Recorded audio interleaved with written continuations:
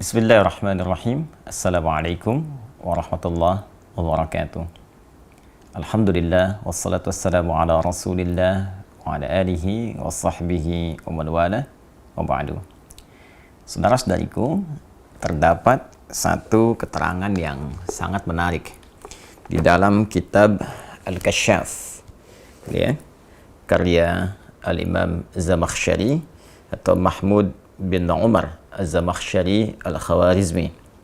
Kitabnya Al-Kasyaf an Haqa'iqit Tanzil wa Uyunil Aqawil fi Wujuh At-Ta'wil, atau sangat populer dengan sebutan Al-Kasyaf, di jilid yang keempat di halaman 297. Keterangan terkait dengan tafsir pembuka surah An-Najm, surah ke-53 urutan dalam mushaf Al-Quran, ketika menguraikan tentang pembuka di ayat Wan Najmi Idza Hawa, ayat pertama di surah ke-53 surah An-Najm. Dari sekian banyak pendapat, terkhusus 3 pendapat populer di kalangan para ulama tentang Wan Najmi Idza Hawa, ada yang menafsirkan dengan bintang Thuraya atau kejora, ada yang menafsirkan dengan tetumbuhan yang mulai jatuh, ada pula yang menafsirkan dengan turunnya Al-Quran secara bertahap.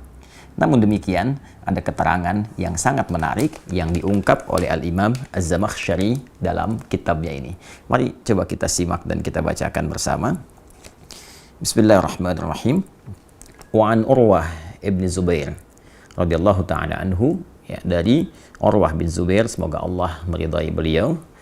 Beliau menyampaikan anna Utbah ibni Abi Lahab, bahwa Utbah bin Abi Lahab, Utbah ini satu di antara putranya Abu Lahab. Ya, jadi Abu Lahab itu punya putra, ada yang bernama Utbah, ada yang bernama Utaibah, dan keduanya, ya, pra Islam, pernah menikah dengan 2 putri Rasulullah SAW. Utbah menikah dengan Ruqayyah radhiyallahu ta'ala anha, sedangkan Utaibah menikah dengan Ummu Kulthum radhiyallahu ta'ala anha. Dikisahkan di sini tentang Utbah bin Abi Lahab. Wa kanat tahtahu bintu Rasulillah sallallahu alaihi wasallam. Diterangkan seperti apa yang saya tadi utarakan.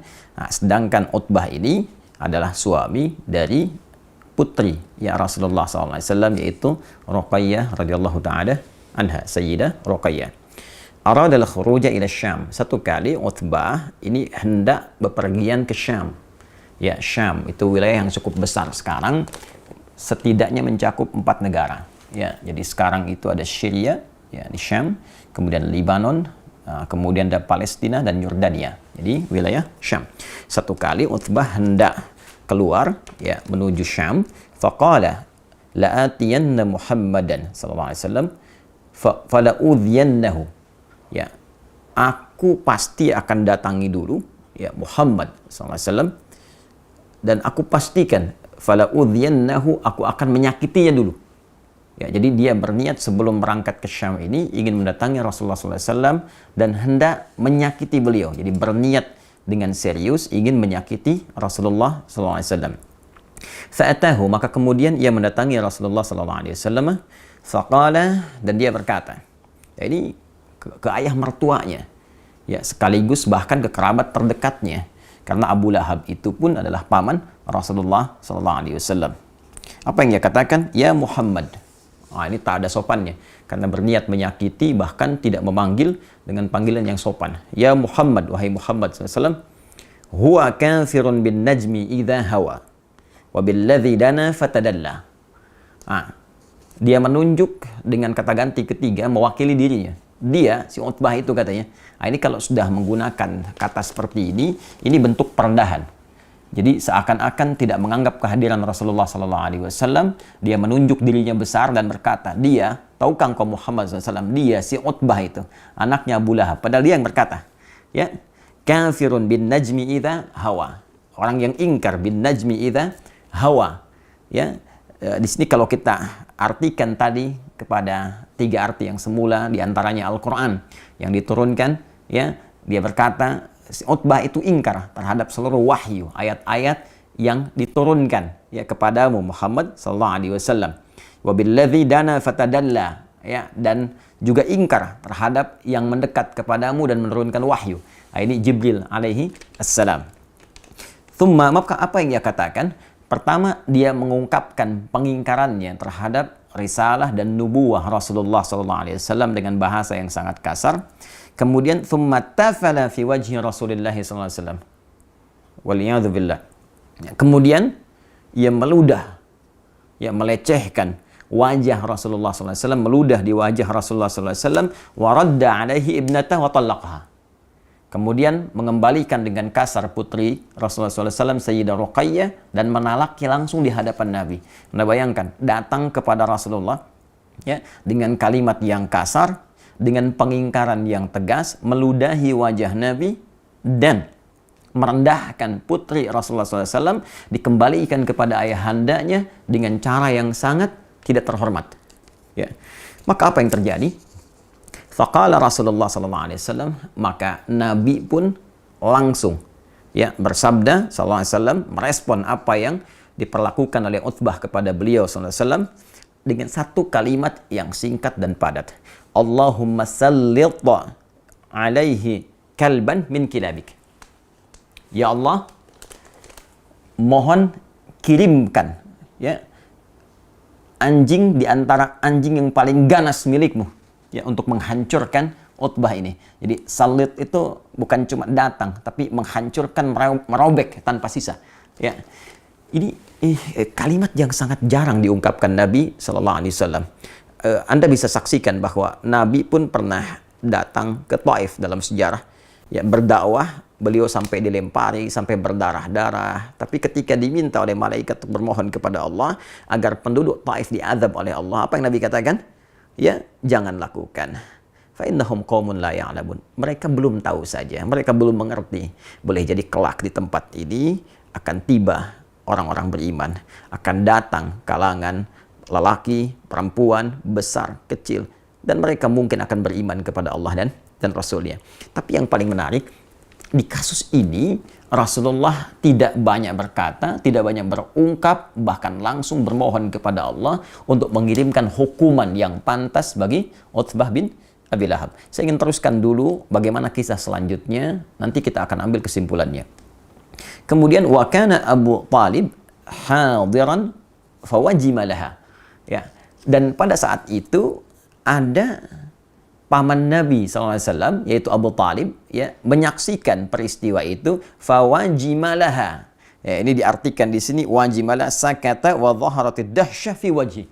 Ya, beliau langsung terpaku, ya, sakata, kemudian sakata ini diiringi dengan dahsyah, terpaku, ya, terpaku, kaget, ya.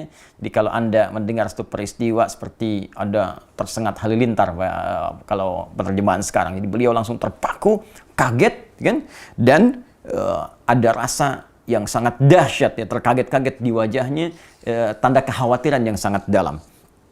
Ya, waqala, kemudian beliau berkomentar, maka aghnaka ya ibna akhi an hadhihi ad-da'wah. Ya, kamu nggak akan mungkin lolos, wahai anak saudaraku, dari doanya Muhammad sallallahu alaihi wasallam. Jadi Abu Talib menyadari apa yang disampaikan Rasulullah SAW pasti terjadi. Ya, jadi saking kagetnya, karena ini beliau ini lembut. Rasulullah ini lembut, disakiti pada dirinya, kemudian juga ada yang melempari, menjahili, itu membalas dengan balasan yang sangat luar biasa beradab, sangat mulia. Tapi di kasus ini, itu Nabi sampai mengeluarkan kalimat doa yang sangat dahsyat, sehingga membuat keadaan Abu Talib terpaku. Ya, dan berkomentar, maka aghnaka ya ibna akhi an hadhihi ad-da'wah. Kamu tidak akan pernah lolos, wahai anak saudaraku, maksudnya ke Utbah bin Abi Lahab, dari doa yang disampaikan oleh Rasulullah SAW.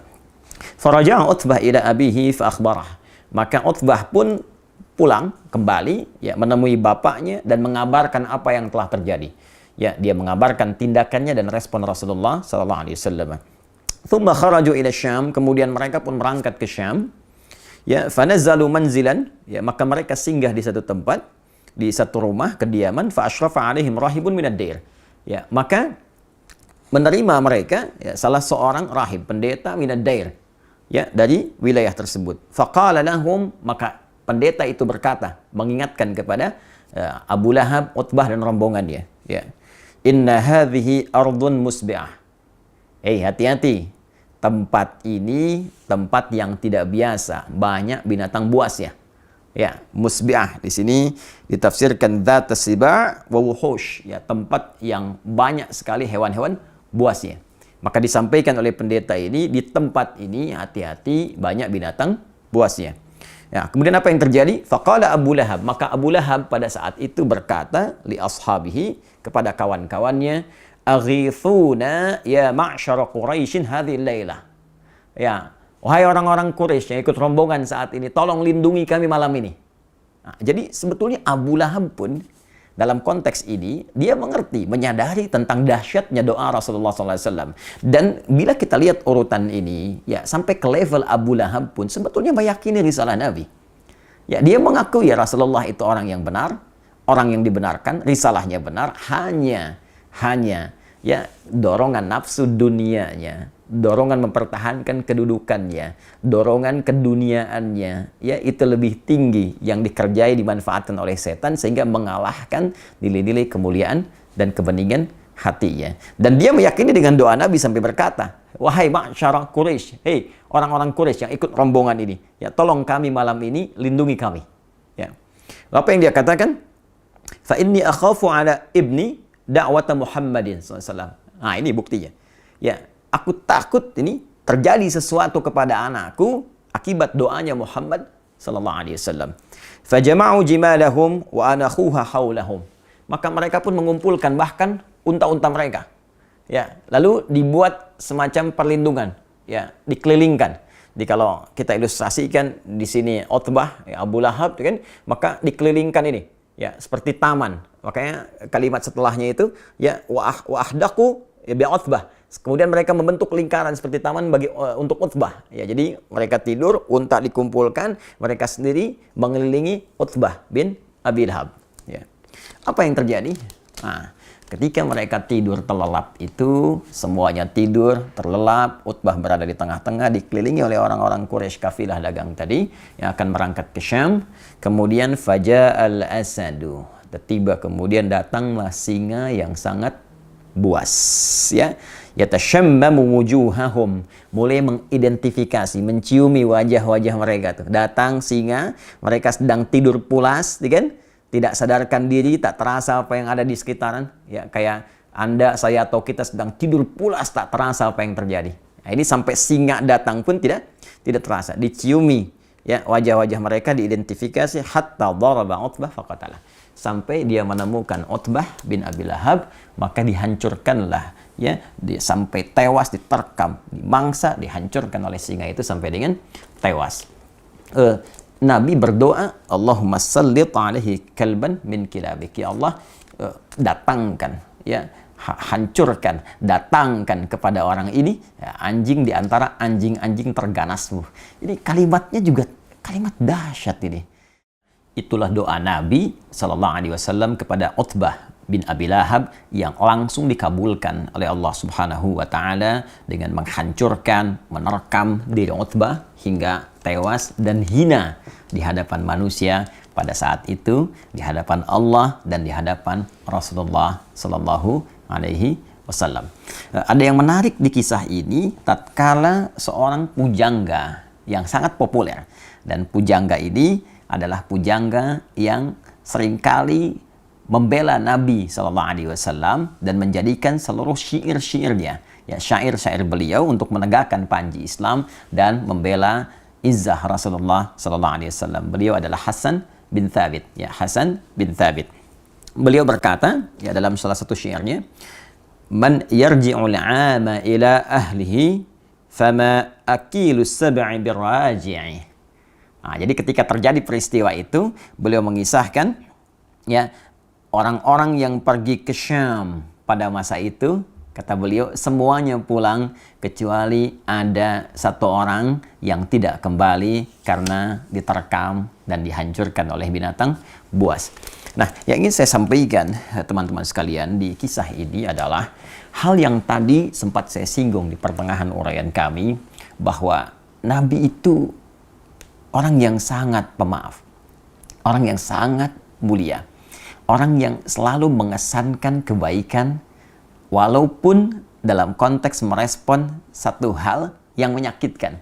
Beliau pernah disakiti dengan lemparan batu di Taif, seperti tadi sempat saya sampaikan. Beliau banyak dicela, disebut tukang sihir, disebut tukang syair, disebut orang gila, sampai banyak turun pembelaan langsung dari Allah Subhanahu wa taala melalui ayat-ayat Al-Qur'an. Tapi secara pribadi, beliau tidak pernah kemudian membalas, merespon kepada para pencelaannya dengan respon yang kasar.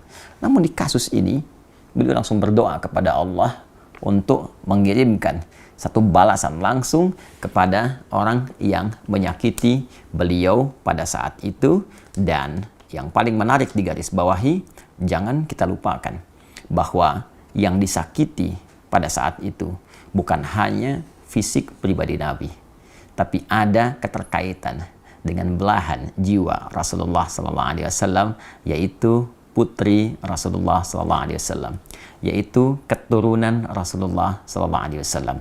Jadi ternyata ada sementara ulama yang membaca peristiwa ini dengan satu pandangan yang sangat luas, dengan berkata bahwa Nabi SAW akan begitu peka dengan belahan jiwanya, akan begitu peka dengan keturunan dan keluarga besarnya. Jadi ketika ada yang menyakiti pribadi Nabi, Nabi bisa menahan. Nabi bahkan bisa mendoakan, ya, dengan hal-hal yang baik yang ia bisa kembali kepada nilai-nilai kebaikan jika orang itu berniat untuk berubah. Tapi ketika yang tersinggung, ya, dari sisi Nabi adalah terkait dengan putrinya, terkait dengan keturunannya, dan dilecehkan di hadapan Rasulullah SAW, maka muncullah nilai-nilai yang tadi telah kita dapatkan, respon yang tidak biasa. Sehingga dengan itu dapat terbaca ketika Allah Subhanahu wa taala menurunkan satu ayat di dalam surah Asy-Syura. Ya, surah Asy-Syura di ayat yang ke-23. Ya, seakan Allah mengetahui perasaan Nabi ini yang tidak ingin terganggu dengan keluarga besarnya. Ya, yang tidak ingin dinodai keturunan beliau sallallahu alaihi wasallam, sampai Allah menurunkan satu ayat yang tidak biasa. Ya, perhatikan bagaimana Allah menyampaikan di ayat ini, surah ke-42, surah Asy-Syura di ayat yang ke-23. Dzalikal ladzi yubasysyirullahu ibadahul ladzina amanu wa 'amilus shalihat. Ini dibuka dengan kalimat demikianlah Allah memberikan kabar gembira bagi orang-orang yang beriman dan beramal saleh. Ini meneruskan pernyataan Allah di ayat ke-22-nya yang menjamin orang beriman beramal saleh ditempatkan di Raudhatul Jannah, di taman-taman surga. Ya, namun setelah itu perhatikan lanjutan ayatnya. Qul la as'alukum 'alaihi ajra. Ya, katakan Muhammad sallallahu alaihi wasallam kepada seluruh umatmu bahwa risalahku ini, dakwahku ini, aku sampaikan dengan tanpa mengharap imbalan apapun dari kalian. Aku tak berharap uang kalian, tak berharap harta kalian, tak berharap materi kalian. Illal mawaddata fil qurba. Ya, illal mawaddata fil qurba. Kecuali satu saja. Aku berharap cinta kalian kepada kerabat-kerabatku. Illal mawaddata fil qurba, kecuali cinta dari kalian terhadap kerabat-kerabatku, terhadap hubungan kekerabatan denganku. Mari kita lihat bagaimana komentar para ahli tafsir yang memberikan tafsiran di Quran surah ke-42 Asy-Syura di ayat ke-23. Kita lihat pertama misalnya di At-Tafsir Al-Kabir karya Al-Imam Al-Fakhrur Razi, ya. Ini ada di jilid ke-9. Ya, di jilid ke-9 kita ambil di halaman 595 dan 596. Ya. Nah, beliau memberikan penjelasan bahwa illal mawaddata fil qurba, yang dimaksud al-mawaddah fil qurba, kecintaan kepada kekerabatanku, beliau simpulkan itu ada 3.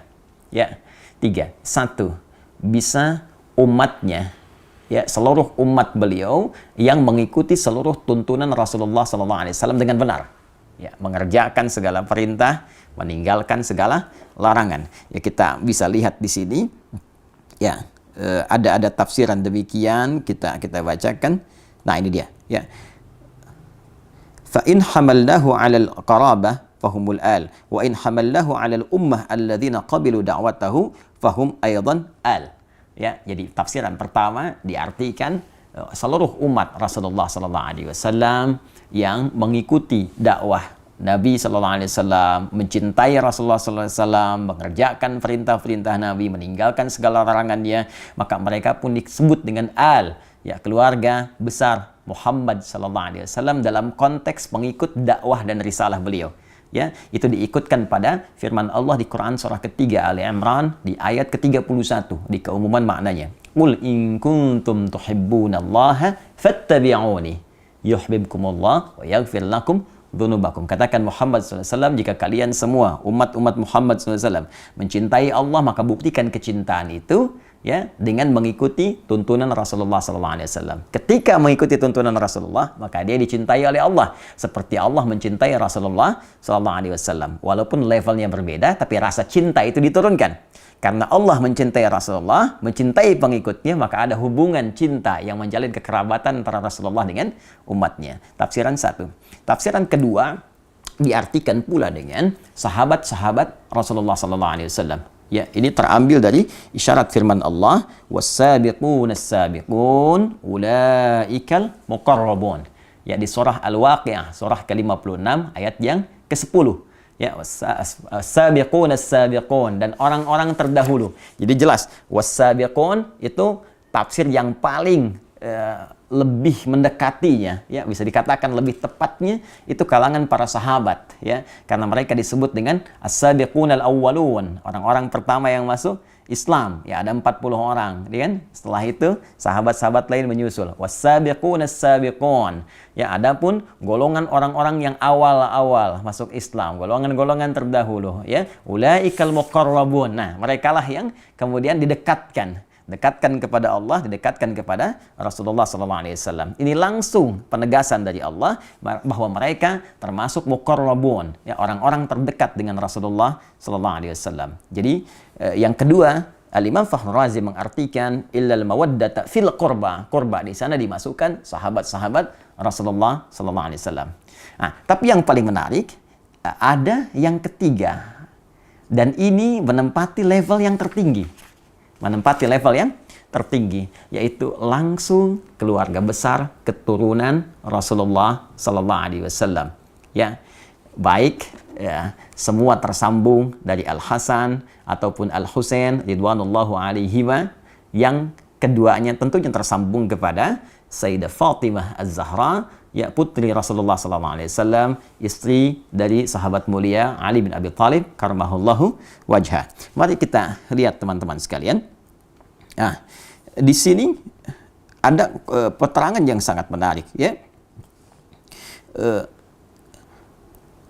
Warawa sahibul kasyaf, dan ini ada keterkaitan, ya.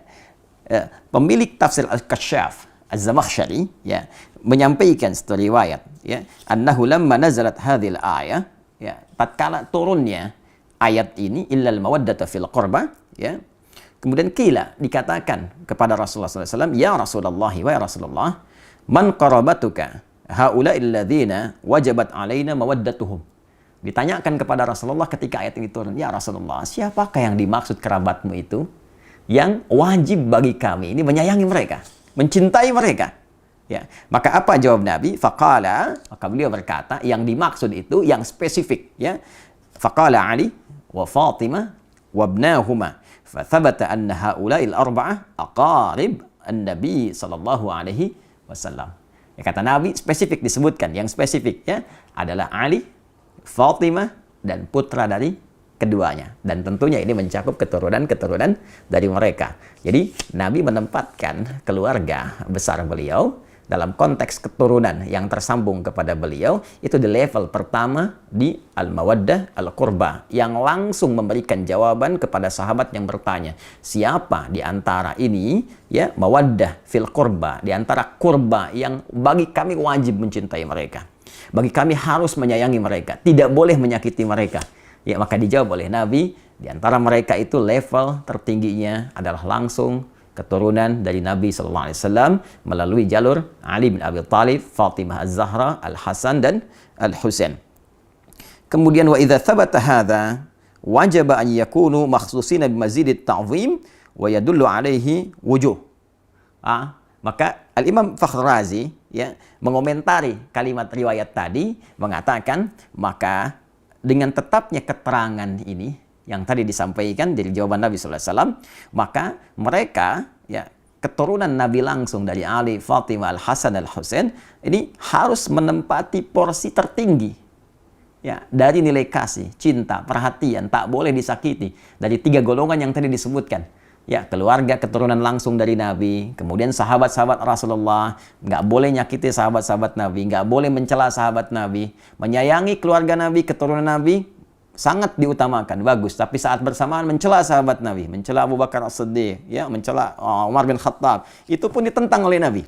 Ya, jadi menyayangi semua dzawil qurba yang terkait dengan Rasulullah, ya, baik itu umatnya level terbawah, kemudian naik ke atas sahabat-sahabatnya, dan yang paling utama adalah garis keturunan Rasulullah Sallallahu Alaihi Wasallam. Bahkan ya Imam Fakhr Razi langsung mengomentari, ya bahkan ini kita bisa dapati beberapa petunjuk kata beliau. Ya, di antara petunjuknya la syakka anna Nabiy sallallahu alaihi wasallam kana yuhibbu Fatimah alaihi salam. Qala sallallahu alaihi wasallam Fatimatu bid'atun minni, ya Fatimatu bid'atun minni. Yu'dhini ma yu'dhiha. Fatimah itu belahan diriku, belahan jiwaku, ya. Maka siapa yang menyakitinya, dia telah menyakitiku. Ya. Siapa yang menyakitinya, dia telah menyakitiku. Dan bukankah keturunan dari Fatimah Az-Zahra belahan dari jiwa beliau juga? Ya, bukankah Al-Hasan putra beliau, Al-Husain putra beliau, tentu itu belahan jiwanya. Dan keturunan dari Al-Hasan, keturunan dari Al-Husain, ya para sayyid, syarif yang mendapatkan cinta, yang dicintai, itu keturunan ya langsung yang terurut nasabnya kepada Sayyidah Fatimah Az-Zahra. Dan ketika menjadi belahan jiwa Sayyidah Fatimah, maka menjadi belahan jiwa Rasulullah sallallahu alaihi wasallam. Ya. Ya, dan itu pun yang menjadikan bahwa ad-du'a lil al mansabun 'azimun. ولذلك جعل هذا الدعاء خاتمة التشهد في الصلاة وهو قوله اللهم صل على محمد وعلى آل محمد. Karena itulah saking tingginya derajat mencintai keluarga besar ini pada level yang pertama sampai dijadikan doa dalam tasyahud. Allahumma salli ala Muhammad wa ala ali Muhammad. Nah, yang ingin saya sampaikan saudara-saudariku bahwa ayat ini adalah ayat yang merespon bagaimana rasa cinta Nabi Shallallahu Alaihi Wasallam pada kerabat-kerabat beliau. Ya, baik itu umatnya yang mengikuti tuntunan beliau, sahabat-sahabat yang menyayangi, melindungi, menjaga beliau, apalagi keluarga besar yang tersambung langsung dengan Rasulullah SAW. Jadi bila kita punya keluarga saja kita jaga, kita sayangi, maka demikian Rasulullah menjaga, menyayangi keluarga besarnya, termasuk keturunan-keturunannya. Karena itulah di dalam bahasa Arab, orang yang dicintai disebut dengan mahbub, mahbubun. Ya, orang yang mencintai disebut dengan muhibbun. Kalau kita ingin satukan keduanya, mencintai dan dicintai, maka kalimatnya berubah menjadi habibun. Habib, orang yang dicintai. Ya, orang yang sekaligus mencintai. Maka seringkali ya keturunan-keturunan Rasulullah itu disebut dengan habib untuk memberikan kesan bahwa keturunan-keturunan Nabi mesti menjaga nilai mawaddah yang diturunkan langsung oleh Rasulullah dengan banyak melahirkan cinta kasih pada sesama, baik dalam bentuk amar ma'ruf ataupun nahi mungkar. Dan saat yang bersamaan ada isyarat kepada kita untuk mencintai mereka, tidak menyakiti mereka, karena menyakiti mereka adalah juga menyakiti langsung kepada Rasulullah SAW. Dengan ini saya bermohon kepada Allah, semoga Allah senantiasa memuliakan kita semua, memuliakan para sahabat-sahabat Nabi, dan terkhusus memuliakan, mencintai, dan menjaga seluruh keluarga besar Rasulullah SAW sampai dengan keturunannya di masa kini ataupun di masa yang akan datang. Saya pun memohon maaf jika dalam setiap tutur perilaku ada tindakan-tindakan yang boleh jadi menyakiti keluarga besar Rasulullah SAW, dan semoga maaf Anda, kasih sayang Anda menjadikan peluang yang terbuka bagi saya untuk berjumpa dengan Rasulullah SAW dalam keadaan yang gembira bersama Anda semua dalam naungan ridha Allah Subhanahu wa Ta'ala. Ada juga penguat di tafsir Ibnu Katsir, tafsir Al-Quran Al-Azim. Ini ada di jilid yang keempat, ya, jilid yang keempat di halaman 187. Ya, ini disampaikan riwayatnya, ya, waqala Sudai an Abi Dailam qala lamma ji'a bi Ali ibn al-Husain asira, tatkala satu di antara keturunan Rasulullah SAW, ya, namanya adalah Ali ibn al-Husain, ya, pernah menjadi tawanan setelah terjadi peristiwa fitnah kubra, fitnah yang sangat besar. Ini dalil dari Ibnu Katsir yang menguatkan bukan hanya Fatimah ya radhiyallahu taala anha, Ali bin Abi Thalib, dan putra keduanya itu Al-Hasan Al-Husain. Tidak dicukupkan mawaddah al-qurba fil qurba pada keempatnya. Tapi ini gambaran. Kalau di kita sinekdok pas prototo disebutkan sebagian, menunjuk keseluruhan. Nah, di antara buktinya apa yang disampaikan oleh Imam Ibnu Katsir dalam tafsirnya, tafsir Al-Qur'anil Azim. Wa qala As-Sudai, berkata Imam As-Sudai, ya, namanya Ismail, pernah saya sampaikan dalam kajian tafsir, an Abi Dailam qala, ia berkata, lamma ji'a bi Ali ibn al-Husain asyara, tatkala Ali bin Husain ditawan, ya, fa uqima ala darji Dimashq, maka kemudian dia dibawa, ya, ke gerbang kota Dimashq, ya. Kalau kita kan tawanan itu suka diarak, ya, ya, sampai kemudian di Damaskus. Qama rajulun min ahli Syam, maka berdirilah seorang laki-laki dari masyarakat Syam, ya, Syria. Pada saat itu di Damaskus yang tadi saya sebutkan 4 negara itu dulu masih menyatu. Faqala, dia berkata, alhamdulillahilladzi qatalakum wasta'salakum wa qata'a qarnil fitnah. Segala puji bagi Allah Subhanahu wa taala yang telah menghancurkan kalian, ya, dan memutus fitnah di zamanku ini. Nah, jadi dia merasa bahwa dengan ditawannya keluarga besar Nabi, termasuk di dalamnya Ali ibn Husain, ya, radhiyallahu taala anhu, dia menyimpulkan, nah, ini sumber fitnah nih. Dia menyakiti, ya, menuduh bahwa ini bagian dari keluarga Nabi, keturunan Nabi ini fitnah pada saat itu yang menyebabkan banyak persoalan-persoalan, banyak kericuhan-kericuhan, ya, banyak kesemrawutan-kesemrawutan, banyak pertikaian-pertikaian. Maka dia menyimpulkan ini dengan ditangkapnya, ditawannya orang ini, ya, keturunan Nabi SAW dengan kalimat yang tak pantas tadi, dia mengatakan, nah, dia bersyukur, alhamdulillahilladzi qatalakum wasta'salakum. Segala puji bagi Allah yang telah, ya, saya nggak berani menerjemahkan dengan yang lebih kasar, ya, yang sesuai dengan apa yang dia katakan tadi. Saya mungkin katakan yang telah menangkap dia, itu, ya, ya. Kemudian dan menghilangkan fitnah di zamanku ini. Faqala lahu Ali bin Husain, maka Ali bin Husain berkata kepada orang tadi, apa yang dia katakan, aqra'atal Quran, kamu ini baca Quran enggak? Ya. Kemudian qala, laki-laki itu berkata, menjawab, na'am, ya. Qala, aqra'ta al-Hamim, apa engkau pernah membaca tentang surat di dalamnya ada keluarga besar Hamim, al-Hamim, satu keluarga yang disebutkan di surat Hamim? Qala qara'atul Quran, dia menjawab, aku membaca Al-Quran, walam aqra' al-Hamim, tapi aku enggak pernah baca al-Hamim. Ya, keluarganya Hamim. Siapa itu keluarganya Hamim? Nah, teman-teman, di antara pembuka surah Al-Quran itu surah Asy-Syura itu dibuka dengan kalimat Hamim. Ya, Hamim, itu kan? Itu surah Asy-Syura, ya. Ada keluarga di situ yang diutamakan. Ya, siapa keluarga itu? Maka dijawab oleh Ali bin Husain, qala ma qara'ta, apakah engkau enggak baca di ayat 23 tadi, qul la as'alukum alaihi ajran illa al-mawaddata fil qurba. Katakan Muhammad sallallahu alaihi wasallam, aku tidak meminta kepada kalian satu upah pun, satu materi pun kecuali rasa cinta, rasa hormat kepada keluarga keturunan Rasulullah sallallahu alaihi wasallam. Qala, maka orang itu berkata, ya, si pemuda tadi berkata, wa innakum antum hum, apakah kalian itu termasuk golongan mereka, keluarga Nabi SAW?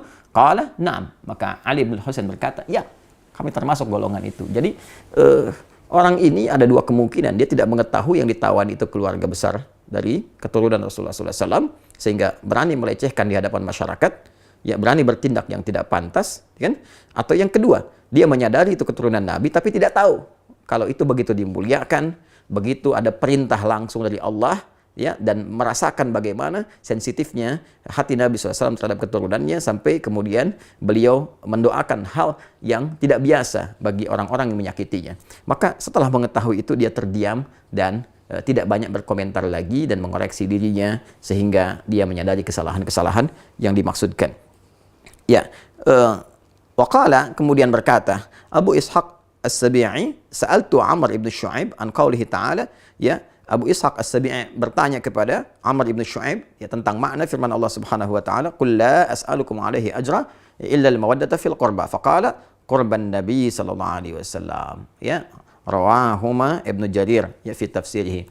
Maka dijawablah kemudian oleh Amr ibn Shu'aib, yang dimaksud di ayat ini spesifik, maksudnya adalah kerabat Nabi sallallahu alaihi wasallam. Jadi dari sekian tafsiran-tafsiran ya, ada yang disepakati oleh para ulama yang dimaksud dengan kurba di sini. Ya, ada yang menyebutkan bahwa ini kekerabatan Nabi di kalangan Quraisy, ada, tapi juga yang menekankan ini adalah keterkaitan dengan keluarga Nabi. Tidak sedikit dari kalangan para mufassir yang memberikan kesimpulan bahwa wajib bagi kita umat Islam untuk saling menyayangi, mencintai, yang dengan kasih sayang itu menjadikan kita sebagai kerabat Nabi Sallallahu Alaihi Wasallam. Wajib menghormati para sahabat, yang dengan penghormatan itu melahirkan rasa cinta dari Nabi kepada kita. Dan ada keharusan wajib bagi kita menghormati, menyayangi ya para keturunan Rasulullah sallallahu alaihi wasallam, sehingga dengan itu terbukalah gerbang cinta Rasulullah sallallahu alaihi wasallam kepada kita semua dan menjadikan kita termasuk bagian dari kerabatnya.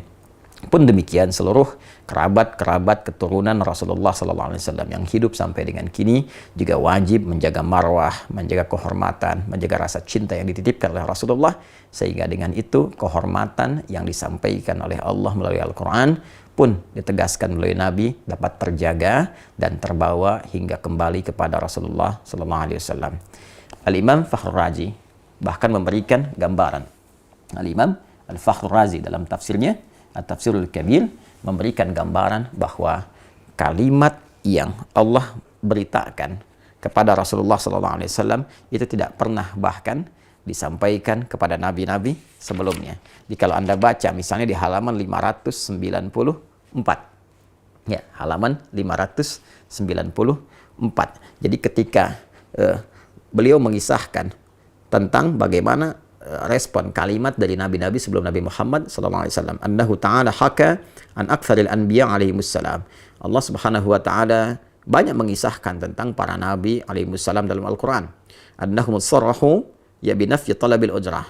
Ya, mereka secara langsung ya menjelaskan tentang bahwa mereka tidak boleh menerima upah. Ya, secara lugas menyampaikan tidak menerima upah, tidak menerima bayaran dalam dakwah mereka hanya karena Allah saja. Fa dzakara fi qissati Nuh alaihi salam, maka disebutkan kisah Nuh alaihi salam di surah Asy-Syu'ara ayat 109, wa ma as'alukum alaihi min ajrin in ajriya illa ala rabbil alamin. Aku tidak meminta kepada kalian upah bayaran ya kecuali hanya pahala dari Allah saja. Ya, wa kadza fi qissati Hud wa Salih wa fi qissati Lut wa Syu'aib alaihissalam. Ya, dan demikian di kisahnya Nabi Hud, Nabi Saleh, Lut, Nabi Syu'aib, semua mengatakan kalimat yang sama. Tapi khusus untuk Rasulullah, Allah berikan satu kalimat, illal mawaddata fil qurba, kecuali rasa cinta terhadap kekerabatan yang tersambung pada Rasulullah. Semoga kita saling mencintai, sehingga dengan itu dicintai oleh Rasulullah, dicintai oleh Allah, dan mengumpulkan kita dalam suasana cinta di surga Allah yang penuh dengan kasih sayang. Adi Hidayat. Assalamualaikum warahmatullahi wabarakatuh.